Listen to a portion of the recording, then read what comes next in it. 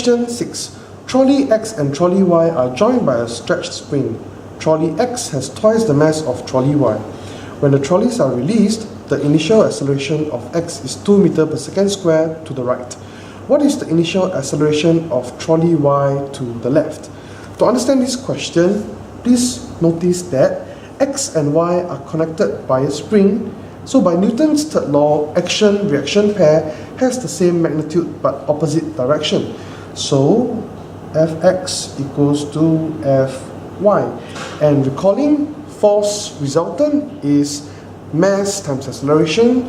We will have mx, which is the mass of x, times ax, which is the acceleration of x, equals to my, the mass of y, times ay, acceleration of y.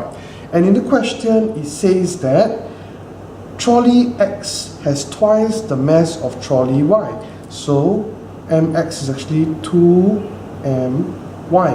And the initial acceleration of x is 2, so we can multiply by 2 here, equals to my ay. Well, my is on both sides, we can cancel it out. So acceleration of y equals to 2 times 2, ay equals to 4 meters per second squared. Therefore, the answer is D.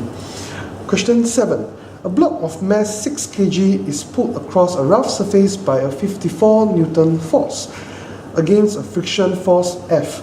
Acceleration of the block is 6 meters per second squared. What is the value of F? Now, let us be very careful here. The force is 54 newtons to the right, but there is also a friction force here. So, the acceleration of 6 meters per second squared is due to the resultant force. Resultant force F equals to m times A. So the resultant force can be found by 6 times 6, which is 36 newtons. So resultant force is 36 newtons, but there is a pulling force of 54 newton to the right.